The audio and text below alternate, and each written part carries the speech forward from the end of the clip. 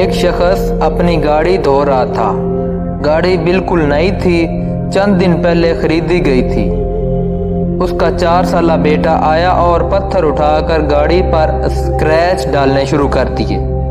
یہ دیکھ کر وہ شخص غصے سے پاگل ہو گیا۔ اس نے اپنے 4 سالہ بچے کا ہاتھ پکڑا اور اس پر کئی ضربیں لگائیں۔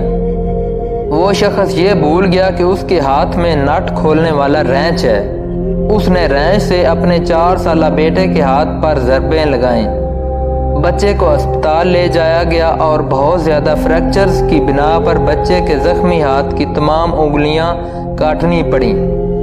جب بچے کو ہوش آیا، اس نے اپنے باپ کو دیکھا تو آواز اور آنکھوں میں درد لیے فوراً اپنے باپ سے پوچھا، بابا میری انگلیاں کب واپس آئیں گی؟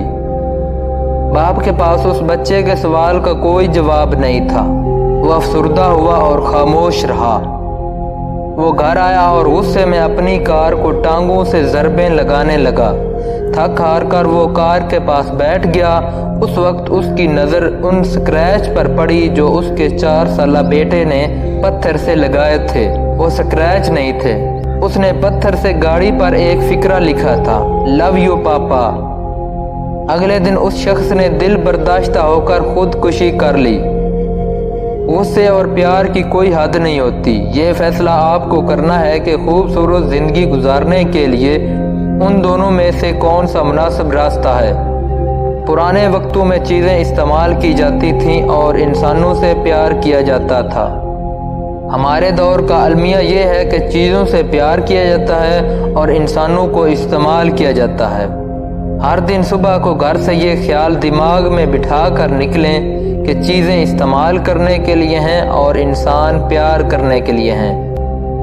یہی ایک راستہ ہے جس سے ہم اپنا اور دوسروں کا دن اچھا بنا سکتے ہیں۔ اپنے خیالات کی حفاظت کریں۔ یہ خیالات الفاظ بن جاتے ہیں اور الفاظ اعمال بن جاتے ہیں۔ اپنے اعمال کی حفاظت کریں، یہ عادات بن جاتی ہیں، اور اپنے عادتوں کی حفاظت کریں، یہ کردار بن جاتی ہیں۔